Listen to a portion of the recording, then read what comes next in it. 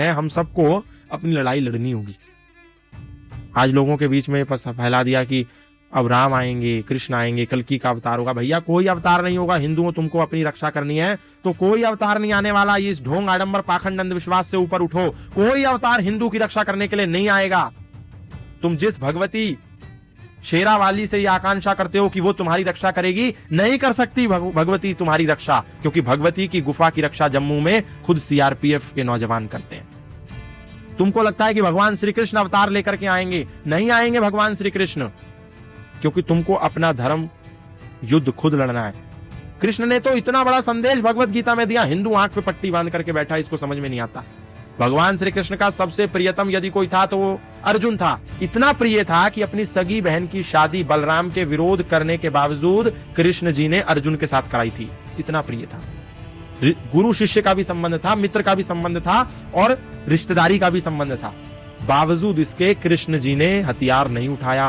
बोला अर्जुन युद्ध तुझे ही लड़ना पड़ेगा। मैं तुम्हारा मार्गदर्शन कर सकता हूं, तुम्हारा मार्ग प्रशस्त कर सकता हूं, तुम्हें गाइडेंस दे सकता हूं, तुम्हें रास्ता दिखा सकता हूं, पर लड़ना तुमको ही पड़ेगा। मैं लड़ने नहीं आऊंगा, मैं अवतार नहीं लूंगा, मैं साथ खड़ा रहूंगा। हथियार तुमको उठाना होगा, मैं हथियार नहीं चलाऊंगा। इतनी बड़ी बात गीता में हमको अर्जुन और कृष्ण के इस संवाद ने दी, लेकिन एक भी हिंदू ने उस पर गौर नहीं फरमाया और बार बार ये कहता रहा अब अवतार होगा, अब कल्कि का अवतार होगा, अब कलयुग में अवतार। कोई अवतार नहीं होने वाला।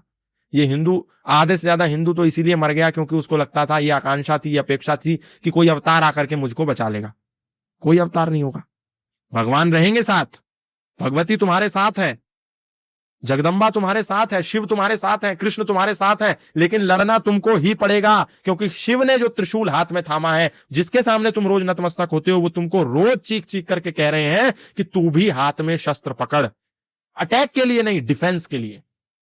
कृष्ण तुमको संदेश दे रहे हैं, सुदर्शन चक्र भी है मेरे हाथ में। इस बांसुरी को देख करके केवल नाचते मत रहो। हिंदुओं, मंदिरों में नाचो मत, ये सुदर्शन चक्र भी देखो।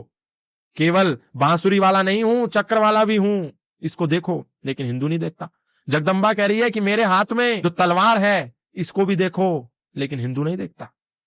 हनुमान कह रहे हैं मेरे हाथ में गदा है, तुम रोज मेरी हनुमान चालीसा गा करके मनौती मांग करके चले जाते हो, मनौती ये पूरी नहीं करूंगा। ये गदा भी देखो, अपनी डिफेंस के लिए मैंने रखा है, तुम भी रखो। राम कहते हैं ये धनुष बाण मैंने पकड़ रखा है, तुम भी पकड़ो, शस्त्र रखो।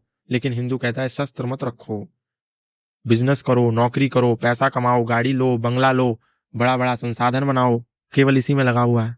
और फिर आसपास जब उनकी ज्यादा आबादी हो जाती है तो वो इस पे हमला कर देते हैं, फिर इसको छोड़ छोड़ के भागना पड़ता। कई ऐसे केस हैं, कई लोगों को भागना पड़ा। कश्मीर में क्या हुआ, कोठी बंगले वाले भी राहत शिविरों में पड़े रहे, बिल्कुल सालों तक पड़े रहे। उनके पास भी 100-100, 200 करोड़ की संपत्ति थी, लेकिन रहना पड़ा राहत शिविरों में। कितने पाकिस्तान में रहने वाले हिंदुओं के पास अथाह संपत्ति थी, लेकिन लेके भाग नहीं पाए।